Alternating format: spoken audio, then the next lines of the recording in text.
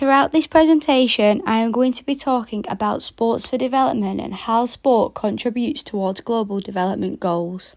To begin with, sport development is about an increase of participants who engage in sports in order for them to enhance quality of performance during sport, according to Green 2005. However, when it comes to international development, sport for development is used as a way to meet world goals. Sportanddev.org described the term of sport for development as the use of sport as a powerful tool which is never changing, therefore providing the chance for less developed countries to be developed through sporting games, creative play and more. From an historical perspective, within the late 1800s, the British Empire was on a rise. This is when the expansion of British values into colonised countries offered support for British people. Therefore, cricket was introduced as a home comfort of a British culture which symbolised imperial solidarity, where moral imperatives exemplified and explained imperial ambition and achievement, according to Mangan, 1992. The introduction of cricket was referred to as imperialism of the velvet glove. This is when values and beliefs expand into colonialised territories. In this instance, not only was the British Empire growing, so was the British values and beliefs. Therefore, the expansion of cricket was on the rise, and Holt 1992 claimed that sport helps to create a climate of relations. But how? As cricket was introduced, the Parsi youth boys particularly became interested exploring the game with makeshift bats and balls. And jumping straight into the 1900s, the Oriental Cricket Club was founded, which represents the adaptations of native countries to British home-like values.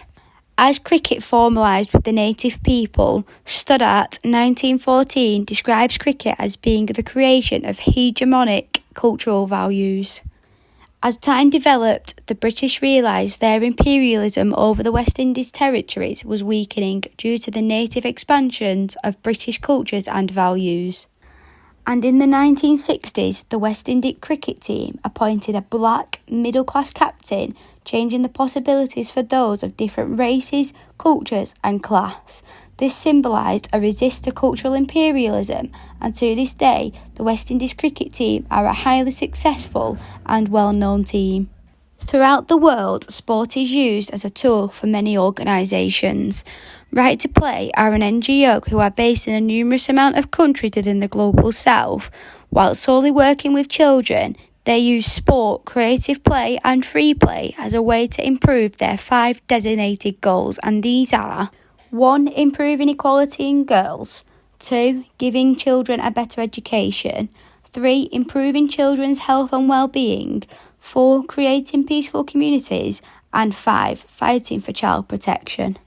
To begin with, Right to Play use invasion sports such as football as a way to address equality. The mixing of genders, religions and abilities symbolises the equality for all, knocking down social barriers whilst promoting teamwork and acceptance. This passionate goals empowers women and girls and overall meets equality needs of SDGs and MDGs. More so, another passion from Right to Play is the resolution of conflict and education. Therefore, the involvement of simple teamwork games such as tag not only provides enjoyment, it teaches about equality, respect and acceptance, which improves children physically and psychologically. When participating in sport, the sense of team is developed, which formalises a safe environment, which eliminates fears, increases concentration and more.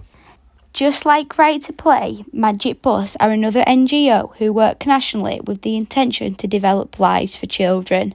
With an aim for Sustainable Children to Livelihood programme, they attempt to provide sustained lifestyles through programmes which use sport for development.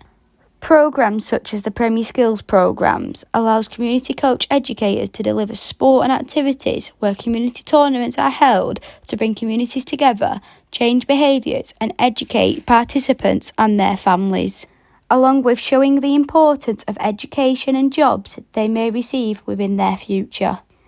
More programmes like Community Youth Leader, CYL, hosted by Magic Bus, educate leaders to deliver physical activities. The physical activities are placed in comprehensive curriculum, which requires long-term engagement, where leaders include life skills and health factors into everyday simple activities and sporting activities. Overall, with all the programmes, Magic Bus is an extremely successful NGO who meet the MDGs and the SDGs with the use of sport for development. Moving away from NGOs, IGOs also use the idea for sport for development to meet their world goals as well as personal individual goals.